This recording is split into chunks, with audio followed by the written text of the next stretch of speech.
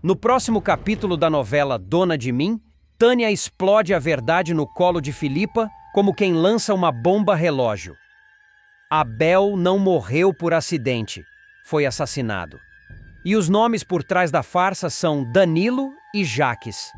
A loira sente o chão se afastar dos seus pés enquanto Tânia detalha o corte nos freios, a frieza do plano, o silêncio cúmplice. Cada palavra dói como se reabrisse o luto. Sem conseguir respirar direito, Filipa caça Danilo imediatamente. O rapaz se desmancha, confirma tudo, admite a participação e tenta justificar arrependimentos tardios. Ela, porém, está em ponto de ebulição. Exige que ele vá com ela até a delegacia. Danilo empalidece, recua, treme. A covardia quase o engole. Bárbara, por outro lado, segue no seu método militar de transformar Lucas em alguém disciplinado. Nada de moleza, postura perfeita, respiração alinhada, ritmo firme. Ela provoca, ri, aperta ainda mais, como quem quer moldar o garoto no braço. Antes de continuar, clique no botão de gostei, se inscreva no canal e comente uma nota de 0 a 10 para a novela. Enquanto isso, Léo decide ir direto ao ponto com Samuel. Você tá namorando a Vivian? O ar pesa. Samuel tenta fugir do assunto, mas Léo não larga o osso. É nesse clima que Filipa reúne os dois e despeja a revelação sobre o assassinato de Abel. O ambiente esfria instantaneamente. Samuel perde a cor. Léo encara a parede, tentando assimilar. Ambos juram proteger Filipa, custe o que custar. Do outro lado, Danilo avisa Jaques. Filipa sabe de tudo. O vilão entra em combustão.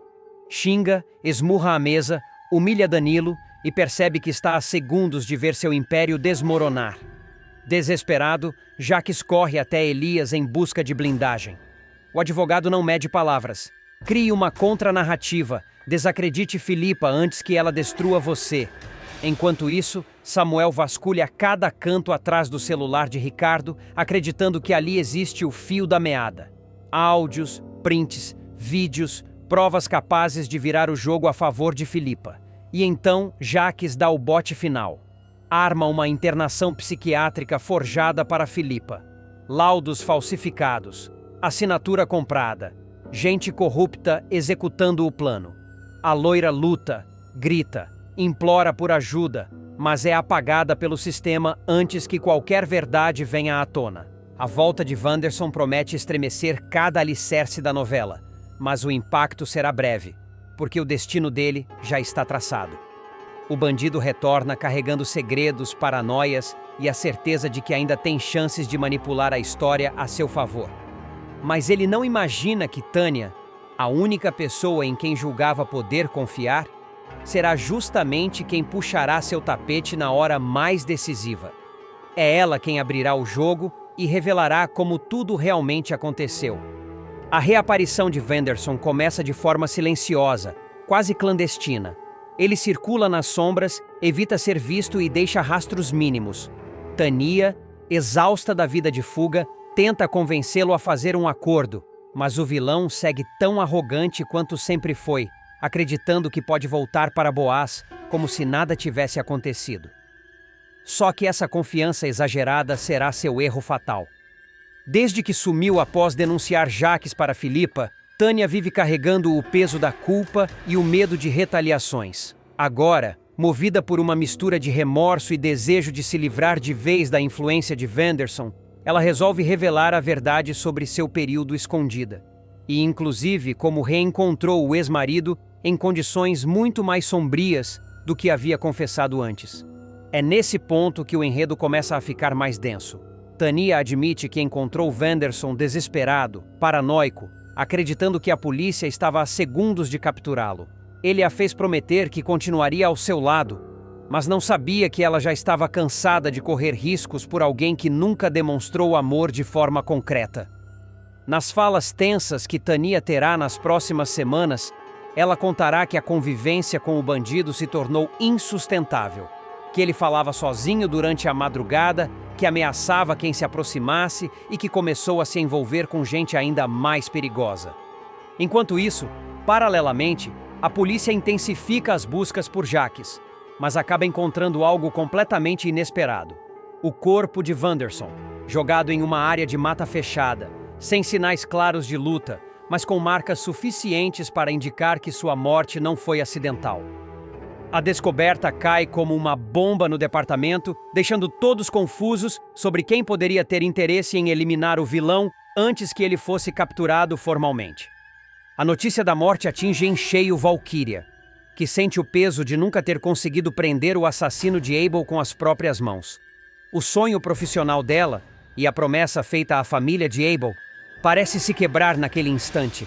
A policial desaba, acreditando que a justiça nunca será completa.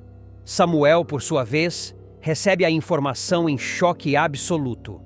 Desde que descobriu a participação de Wanderson na morte de Abel, o rapaz vinha nutrindo um desejo profundo de ver o criminoso pagar pela crueldade cometida. Saber que ele partiu sem prestar contas à justiça deixa Samuel profundamente abalado, revoltado e com a sensação de que a verdade ainda está incompleta. Ele tenta entender se Jacques, mesmo sendo procurado, teria alguma ligação com o fim do comparsa. Mas a morte de Wanderson está longe de trazer sossego. Pelo contrário, ela abre espaço para novos nomes que mudarão completamente o rumo da história. Com Wanderson fora do mapa, a novela ganha fôlego em um arco renovado de mistério, manipulação e ambições sombrias.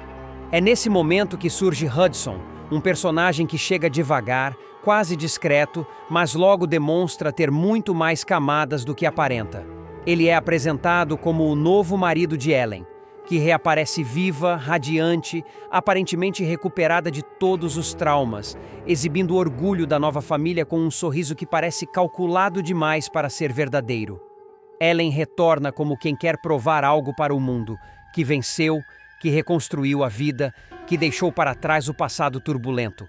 Só que o público perceberá rápido que essa fachada perfeita esconde rachaduras perigosas.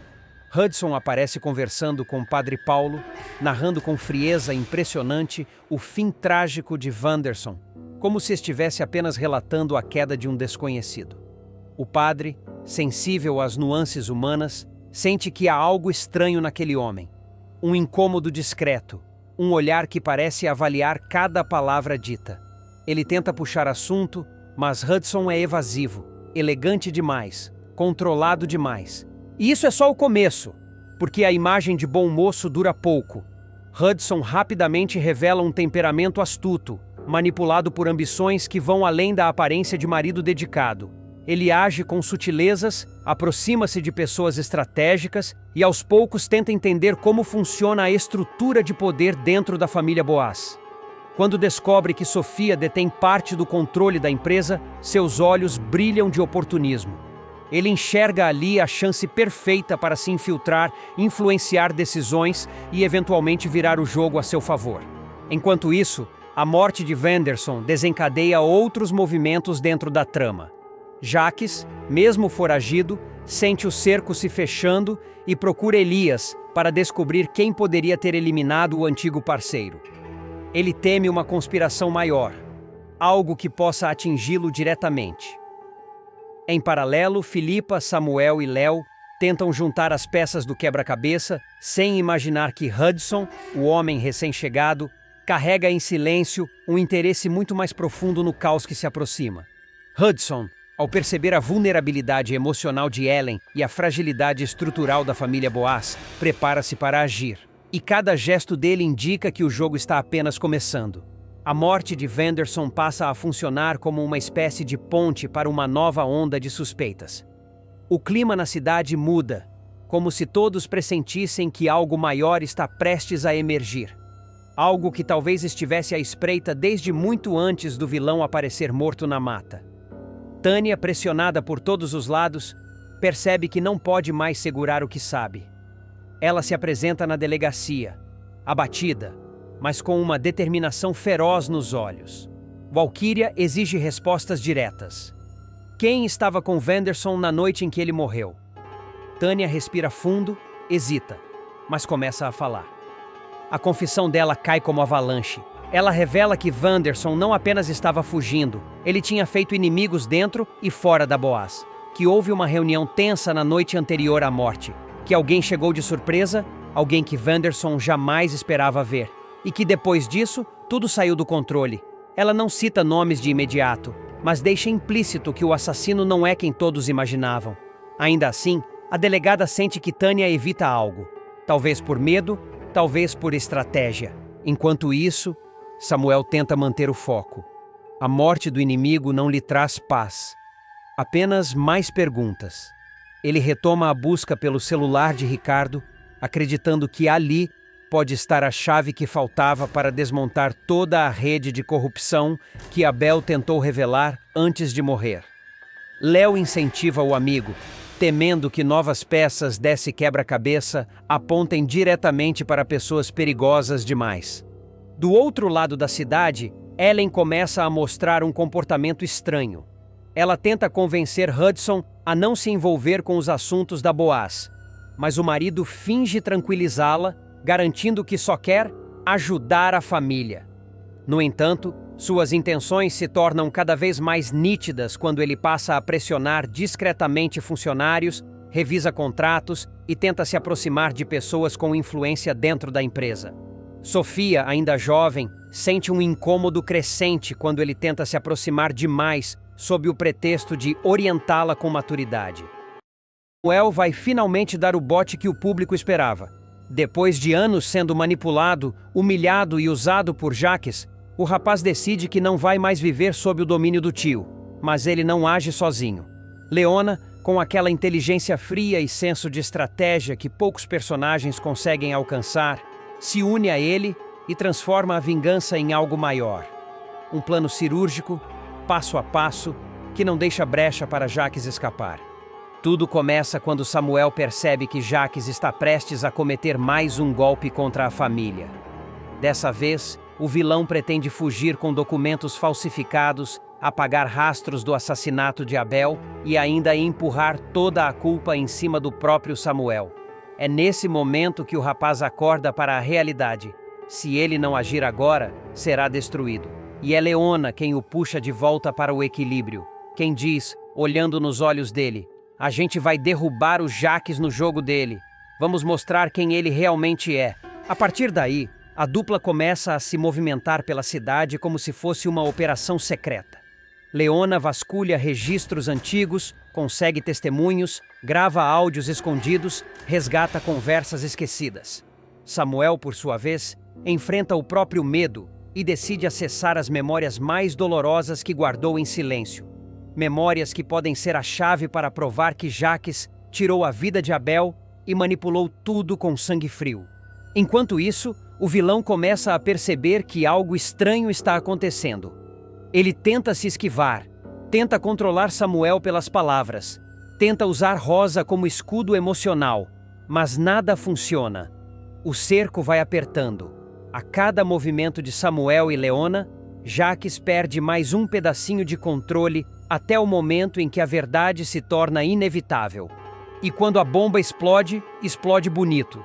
Samuel e Leona conseguem expor Jacques diante de todos, revelando a mentira, o assassinato, as fraudes e os anos de manipulação.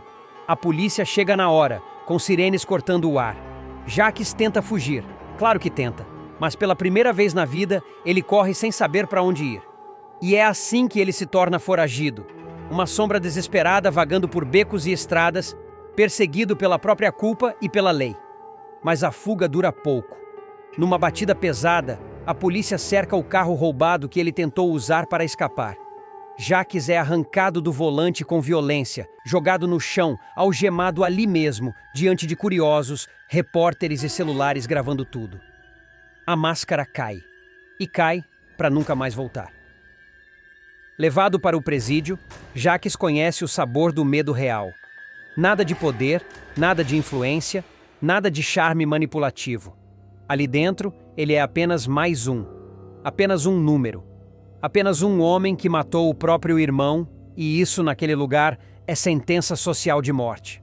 Assim que entra na ala de triagem, a tensão aumenta. Os presos o encaram como quem fareja carne fresca. Um deles, enorme, tatuado até o pescoço, se aproxima devagar, com aquele sorriso torto que já anuncia desgraça. Ele cutuca o peito de Jaques e pergunta com a voz arrastada: "Ô seu calango seco, foi você mesmo que matou o próprio irmão?" Jaques tenta reagir, tenta erguer o queixo como sempre fez, mas a postura altiva desaba. Ainda assim, o orgulho fala mais alto do que o bom senso. "Quem te deu respeito para falar assim comigo?" A resposta vem rápida, um empurrão que faz Jaques bater nas grades, um soco seco no rosto tão forte que ele cai no chão com o nariz sangrando. O coro é imediato, risos, provocações, insultos. Ali dentro, ele vira chacota, vira alvo, vira mocinha, como os detentos sussurram só para vê-lo estremecer. A direção do presídio, percebendo o risco, o arrasta para a solitária. Mas o castigo é pior do que o convívio. Ali, sentado no frio do concreto, ele é engolido por uma escuridão espessa, sufocante, que parece pulsar nas paredes. Uma cela úmida, abafada, sem janelas, a própria sombra do inferno. Do lado de fora, Dona Rosa tenta visitar o filho, desesperada, chorosa, implorando a quem passa pela portaria. Mas ninguém permite. O nome Jaques já está queimado até entre guardas. Ordenam que ela volte outro dia, mas todos sabem. Ele está trancado, isolado, escondido num buraco onde ninguém tem permissão de entrar. Enquanto isso, na cadeia, Jaques passa a primeira madrugada completamente só, ouvindo gritos de outros presos ecoando pelo corredor, sentindo o cheiro de mofo, sangue e suor. Ele entende, tarde demais, que sua era acabou, e que Samuel e Leona, juntos, acabaram de virar o jogo com uma precisão que ele jamais imaginou. A partir daqui, tudo pode piorar. E vai. A queda de Jaques ganha força dentro e fora da prisão. Enquanto ele enfrenta o silêncio brutal da solitária, o mundo lá fora se transforma rapidamente. O nome dele vira manchete na televisão, nos jornais, em todos os portais. Repórteres acampam na porta do presídio, tentando arrancar qualquer informação. Moradores se juntam em frente ao portão com cartazes de revolta, chamando-o de monstro, assassino, covarde.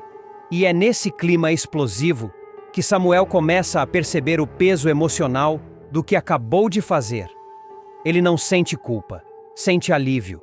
Pela primeira vez, consegue respirar sem olhar por cima do ombro.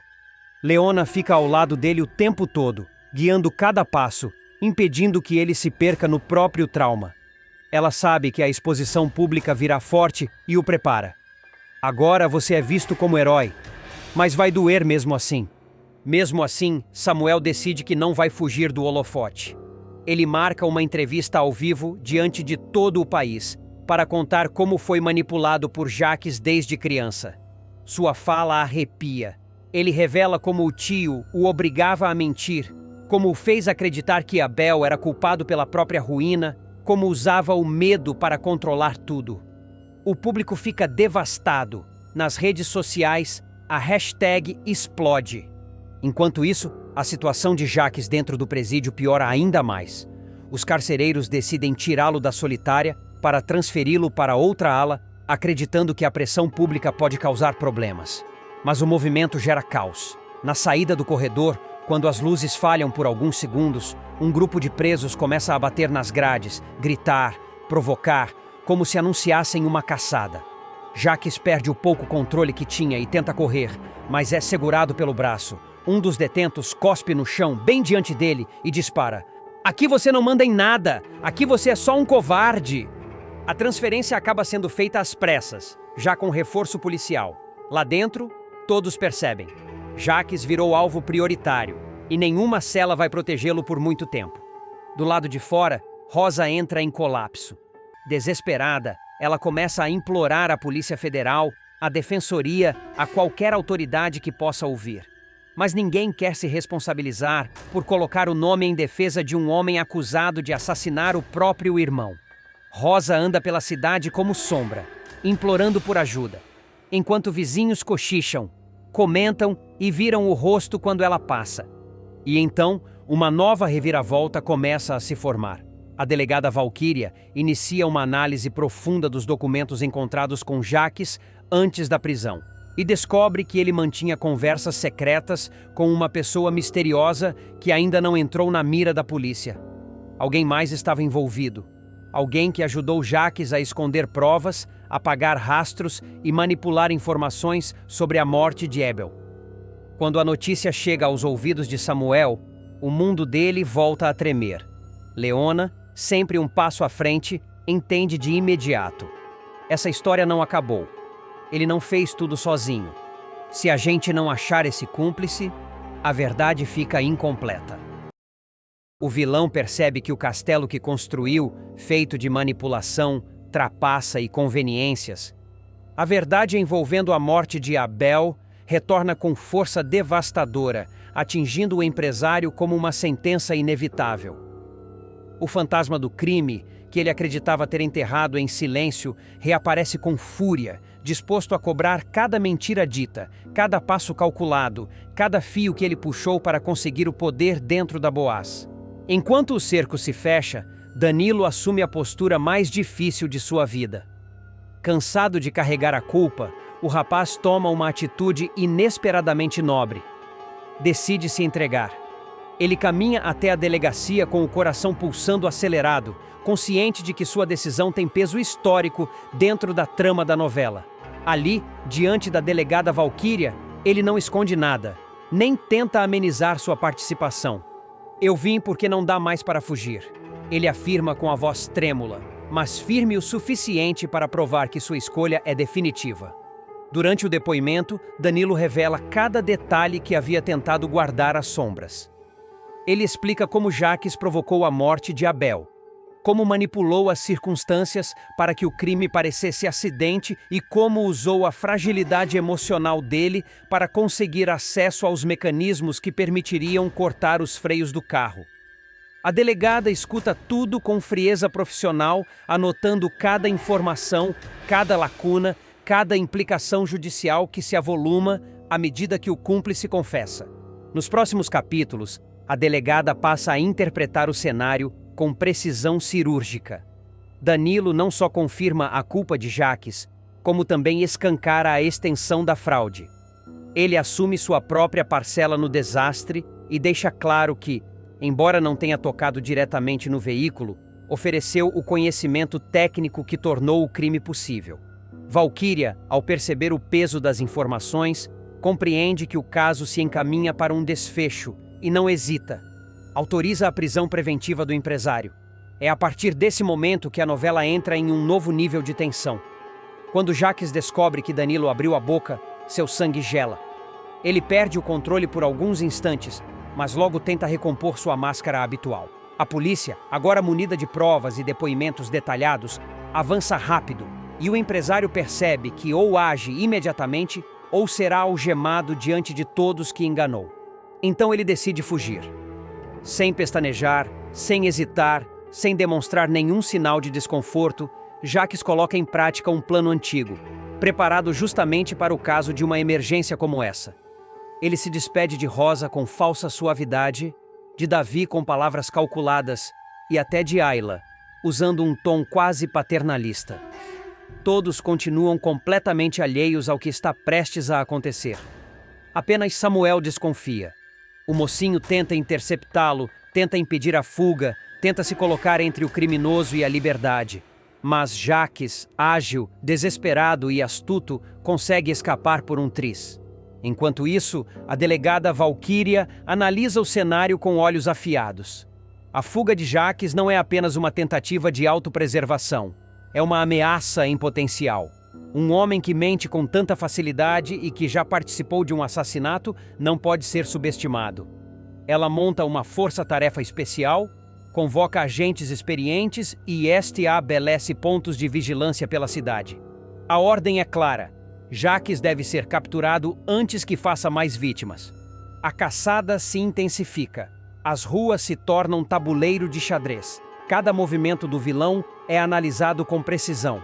Rastros antigos são revisitados, câmeras são verificadas, informantes são acionados e a delegada amplia o raio de monitoramento na tentativa de prever o próximo passo do foragido. Mas Jacques sempre jogou com vantagem e sabe exatamente onde se esconder. Ele recorre à última pessoa que poderia comprometê-lo ainda mais. Tânia, a megera, que também já transitou entre crimes e alianças perigosas, não hesita em ajudá-lo. Nos próximos capítulos, o público verá Tânia criando rotas alternativas, fornecendo documentos falsos, desviando pistas, destruindo provas e oferecendo abrigo em locais onde a polícia jamais procuraria de imediato. Ela se torna a principal cúmplice do fugitivo, alimentando sua paranoia e, ao mesmo tempo, fortalecendo sua segurança momentânea. Os dois se escondem em um galpão afastado, depois em uma casa abandonada perto da estrada, depois em um quarto de fundos de uma pensão barata. Cada refúgio dura poucas horas, a pressão é constante. A polícia está sempre um passo atrás, mas nunca o suficiente para capturá-lo. Enquanto isso, a notícia da fuga toma conta da cidade. Rosa entra em choque ao perceber que foi manipulada mais uma vez. Davi tenta entender como não viu os sinais. Ayla questiona tudo o que acreditou sobre o homem que considerava um mentor. E Samuel, tomado pela raiva, promete que será ele quem colocará Jaques atrás das grades, custe o que custar. Do outro lado, Jaques começa a sentir o peso da própria ruína. Ele sabe que a vida que tinha acabou. Sabe que está esgotado, acuado, sem aliados de confiança.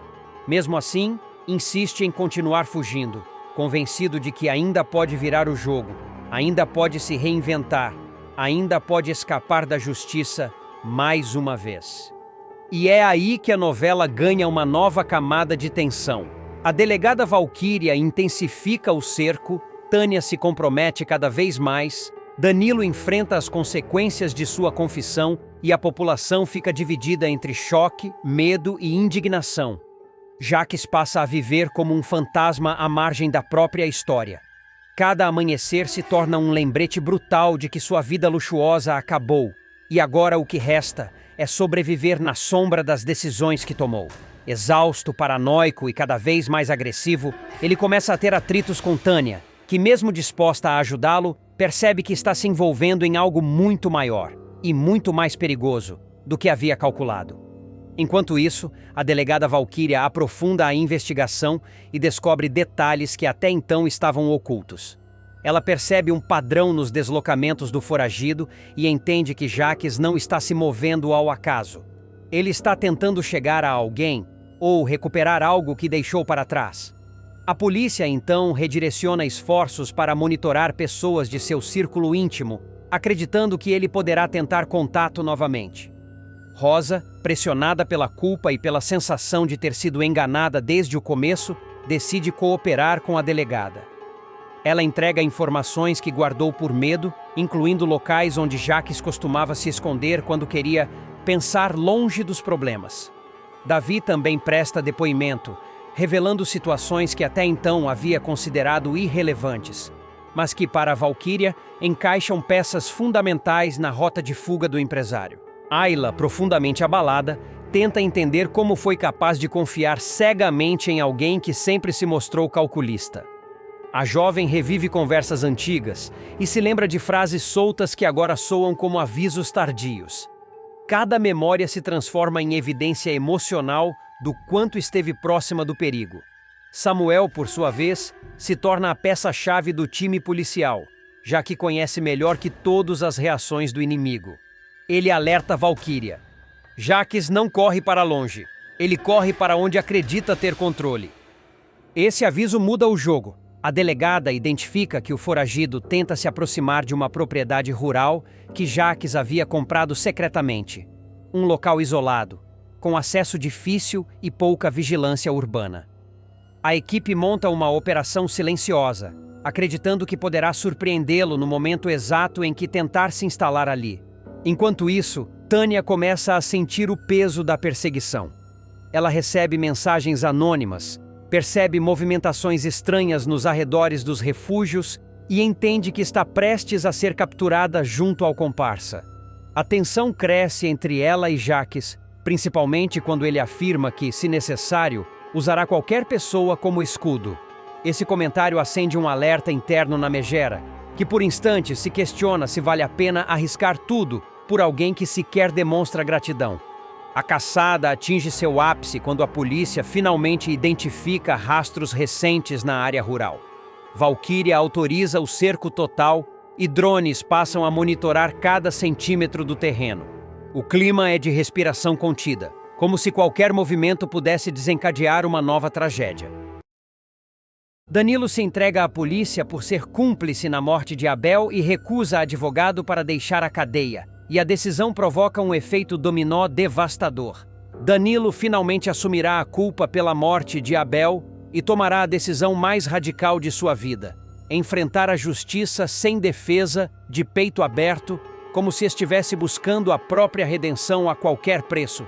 A novela mergulhará fundo na queda moral, no arrependimento e nas consequências que começam a se espalhar como rastilho de pólvora pela família Boaz, pela polícia e pelos envolvidos direta ou indiretamente no crime que mudou a vida de todos. O público verá Danilo em um dos momentos mais vulneráveis desde sua primeira aparição na trama.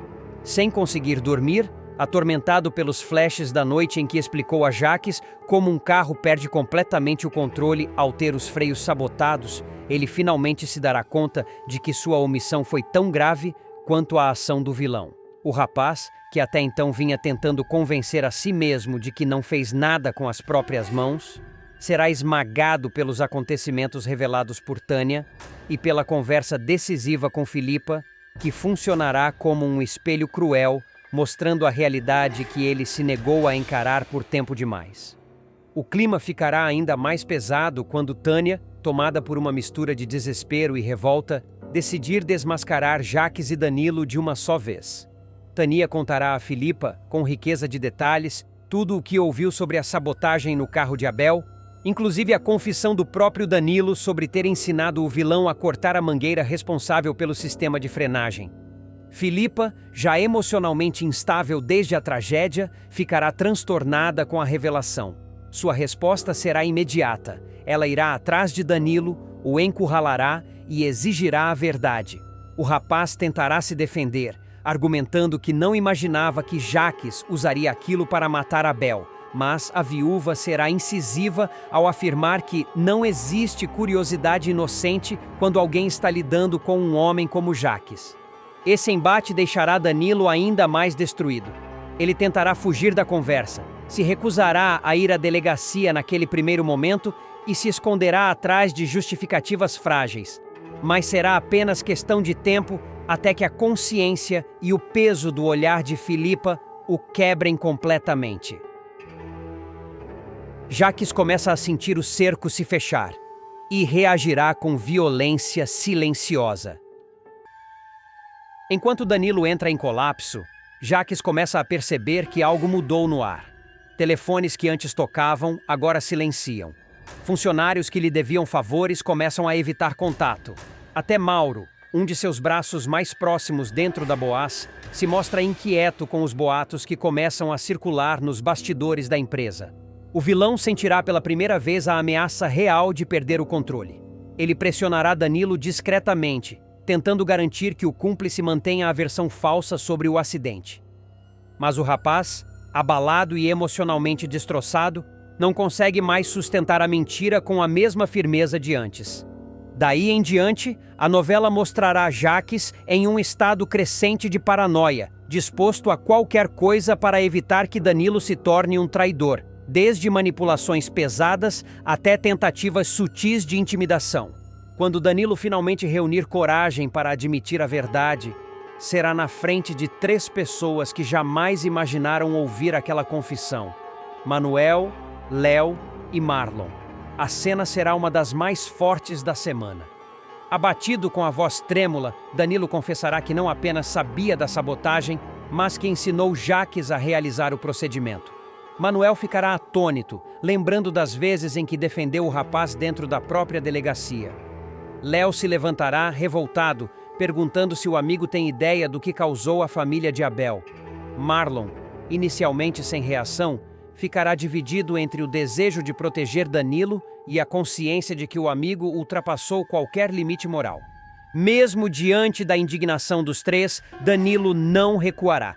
Ele avisará que já decidiu se entregar e que não quer perdão ou justificativas. Quer apenas assumir sua parcela de responsabilidade antes que Jaques afunde outras vidas. A cena em que Danilo aparece na delegacia será carregada de tensão emocional. O público verá o rapaz trêmulo, porém firme, entrando pela porta principal, caminhando até o balcão e dizendo com voz embargada: "Eu vim me entregar, sou cúmplice da morte de Abel." Manuel, que estará na delegacia justamente naquele turno, ficará completamente abalado. O policial pedirá calma, tentará entender todos os detalhes, mas Danilo estará decidido. Ele contará que quer dar seu depoimento formal, que quer ser preso e que não quer nenhum tipo de favorecimento. A bomba maior virá alguns minutos depois, quando Marlon chegar e pedir para acompanhá-lo durante o processo. Danilo recusará.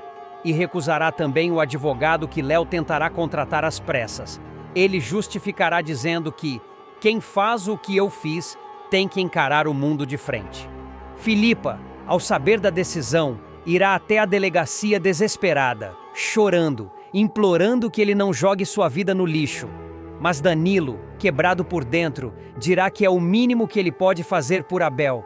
A entrega de Danilo cairá como uma bomba dentro da Boaz. Nos corredores da empresa, funcionários começarão a comentar que o garoto se entregou, que tem coisa muito errada acontecendo, que a polícia deve estar chegando na diretoria. Jacques tentará manter a postura firme, mas ficará evidente que ele está perdendo o controle. Mauro, que antes era aliado, perceberá que apostar em Jacques pode ser uma sentença perigosa. E Samuel, ao saber da confissão de Danilo, terá certeza absoluta de que o rival está por trás da morte de Abel, reacendendo o desejo de expor Jacques de uma vez por todas, custe o que custar. A novela dará destaque ao drama emocional vivido por Filipa. Ela se sentirá traída, enganada e usada por todos ao seu redor. Em cenas intensas, ela lembrará de conversas com Abel, das últimas semanas de vida do marido, das pequenas desconfianças que ela ignorou por amor. Tudo retornando com força, como se o passado estivesse cobrando sua dívida emocional. Filipa começará a investigar por conta própria, perguntando a pessoas da Boaz, revisitando mensagens antigas de Abel e até vasculhando objetos pessoais do marido. Ela verá sinais que não tinha percebido antes: mensagens apagadas, ligações suspeitas, anotações escondidas, e começará a montar o quebra-cabeça de forma silenciosa, perigosa. Enquanto isso, Danilo já estará na cadeia, dividindo espaço com criminosos comuns, dormindo em colchão fino e recusando qualquer tipo de privilégio. Ele pedirá apenas uma coisa a Marlon: que cuide de sua família enquanto ele não puder fazê-lo.